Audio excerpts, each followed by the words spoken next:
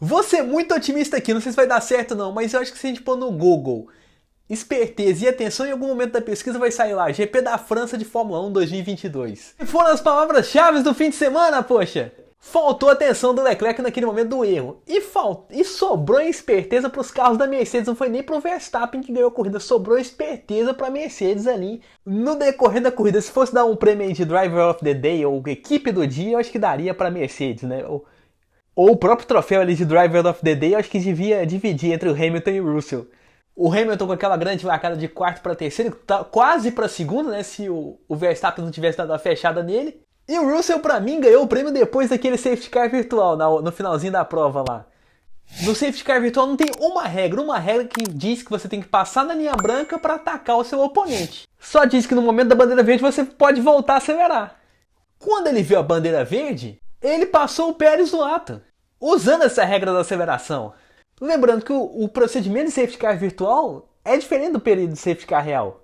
No safety car real, junta o grupo todo e você só pode dar o pé depois que o safety car vai embora, o safety car físico.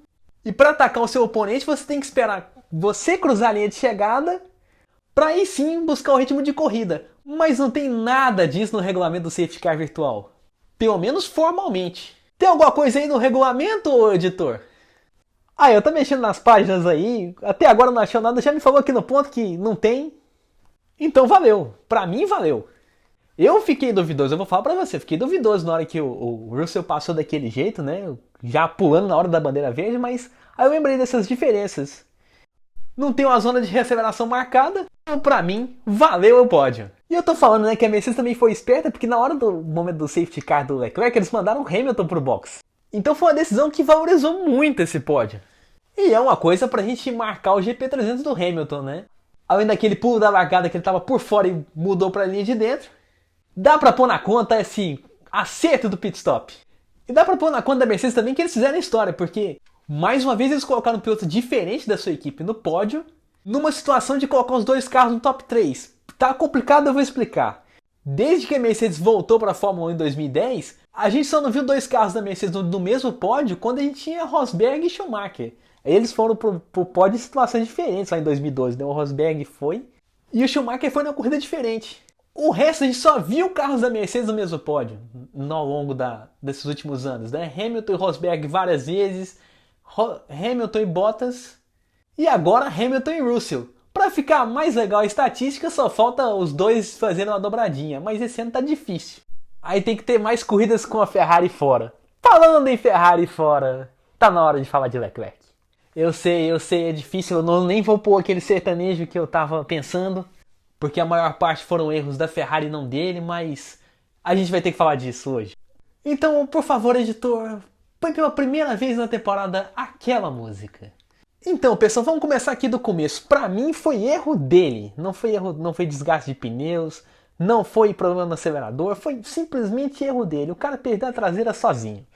Caiu naquela armadilha do circuito de Paul Ricard, que é não segurar a traseira naquelas curvas longas. E ele perdeu. A gente tem várias saídas de curva perigosas em Paul Ricard, e uma em especial é depois da reta antiga, né? Que você tem duas tomadas, uma curva com duas tomadas para a direita. Nos vídeos de treino de sexta-feira da Fórmula 1 deu já para ver que alguns carros estavam dando uma espalhadinha, mais do que o normal desse ano, né? Perdão, não é espalhadinha, mas é abrir demais a tangência. Então, num treino de sexta-feira a gente viu a Haas abrindo um pouco mais. Teve um momento que o Verstappen também abriu. E isso me chamou a atenção. Tanto que eu fui perguntar para o nosso engenheiro, né? O que estava acontecendo de diferente esse ano. Falei pra ele que alguns carros estavam saindo, espalhando um pouco mais nas curvas, né? Fazendo a tangência aberta nas curvas, isso pra mim não era normal. E no final do áudio ele pensou até o mesmo ponto que eu tava pensando. Você vai ver o que ele falou, e falou até antes do acidente do Leclerc, né? Um dia antes. Vamos ouvir o que disse o Ricardo Arcuri. Olá, caríssimo Natan e amigos do podcast R Final. Natan, para explicar isso um pouco, eu vou chegar no conceito de tangência. Dá lembrar das aulinhas de física, que a aceleração centrípeta é igual a velocidade sobre raio ao quadrado. Ou seja, se você abre o raio, aumenta o raio, você diminui a aceleração centrípeta. que isso quer dizer? O carro tem um limite de aceleração lateral que ele aguenta. Até, por exemplo, escapar, rodar, enfim. E aí, quando você diminuir a aceleração centrípeta, a aceleração lateral que o teu carro está submetido, você consegue fazer a curva de melhor maneira, tá? Então, quanto maior o raio da tua curva, mais velocidade você consegue colocar nela. Essa é a ideia da tangência. Então, normalmente os pilotos abrem a curva pensando nessa ideia de conseguir fazer o seu ponto mais rápido para conseguir sair mais lançado e fazer o processo todo o mais rápido possível. Tanto vocês lembram que tem até aquele gráficozinho de curva que a Fórmula 1 vive apresentando, comparando pilotos da maneira que eles fazem a curva mais rápida. Bom, sobre a situação, de fato pode ser qualquer coisa, pode ser até adaptação ao carro, pode ser uma ideia de melhoria, porque afinal de contas, os pilotos da Fórmula 1 estão focados em ganhar qualquer centésimo, qualquer ganho de tempo que você tenha é uma vantagem que você tem em relação ao concorrente. Então, qualquer tentativa que você tenha para tentar melhorar seu tempo, aumentar sua eficiência é válida. Então, eles podem tentar coisas diferentes dessa forma no intuito de ganhar tempo. É uma ideia que se fazer. Eu não acho que seja bem o carro, tá? Porque apesar que o carro mudou bastante dos anos para cá, a maneira de conduzir não mudou.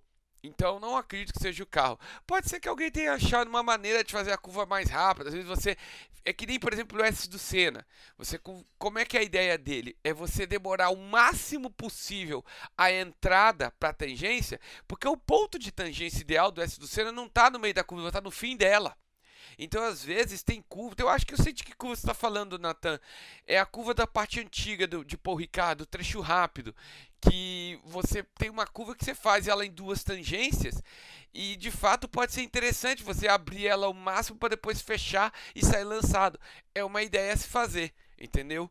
Então, você vê que tem várias maneiras de se fazer uma curva. Como, por exemplo, essa curva do final da reta de Paul Ricard é bem parecida com a curva de Silverstone antes da antiga largada.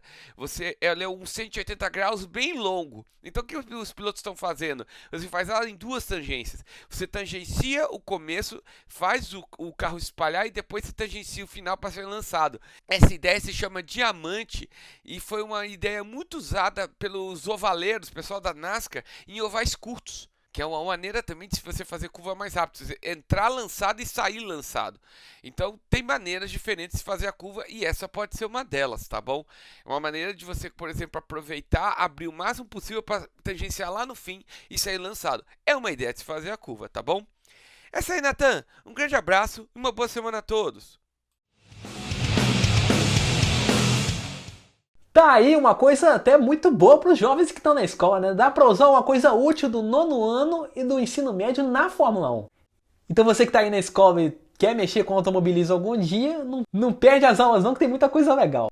Mas o que faltou para o Leclerc não foi prestar atenção nas aulas. Nesse momento foi faltar prestar atenção no momento da corrida, né? Sim, era o momento que ele tinha que acelerar muito para driblar a estratégia da Red Bull, que estava fazendo o undercut, mas também ele tinha que administrar a ponta.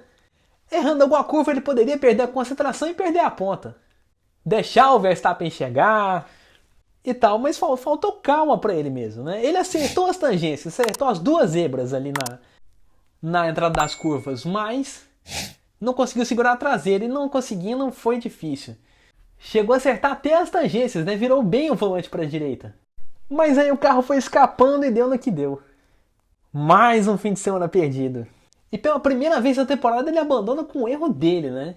Assim, não, teve Imola, mas ele não estava na frente. É a primeira vez que ele abandona com o erro dele na liderança. É uma estatística bem inútil, mas pesa na conta de um piloto, né? Você errar sozinho liderando uma corrida, sendo que precisa pegar pontos para o campeonato. Agora vê o que vai acontecer no final do ano, né? Eu acho que, e sinceramente, esse campeonato já foi, né? Não tô muito otimista com isso não. 63 pontos é uma coisa muito difícil de tirar.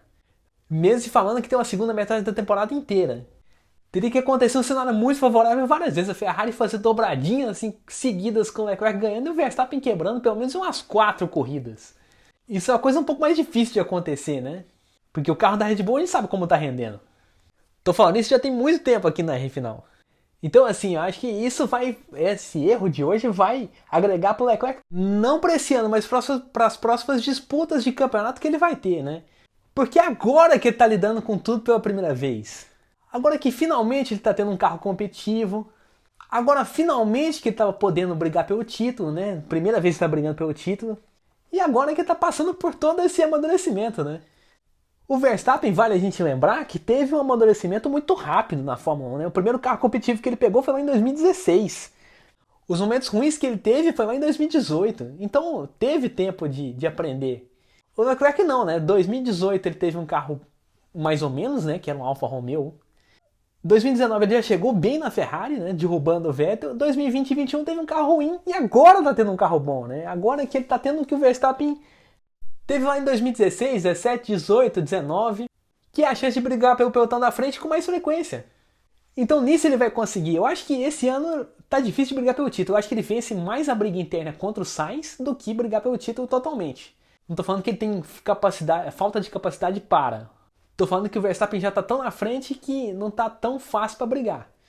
Mas acho que briga pelo vice-campeonato entre ele, Pérez e Sainz. Ele pode vencer o Pérez se ele se acertar.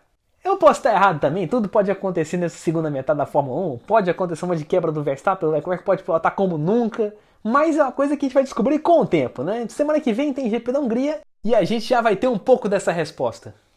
Então fica ligado com a gente. O R Final vai ficando por aqui, mas não esquece de seguir o meu Instagram pessoal, @NatanRFinal, e também de seguir o pessoal do Portal High Speed, né? @Portal High Speed no Instagram, Portal High Speed também no Spotify, para você ver ali as lives e os conteúdos, né? Os programas que eles fazem nos especiais. E High Speed TV no YouTube, para você ver as corridas ao vivo, além das lives, além dos programas, você vê também as corridas ao vivo que tiveram por lá. Nesse fim de semana não teve mais. A maioria dos fins de semana lá tem corridas da Copa Truck, Stock Series, Fórmula 4, kart, muito mais. Turismo Nacional também tem lá, muita coisa boa. Inclusive a Fórmula 4 vai estar lá.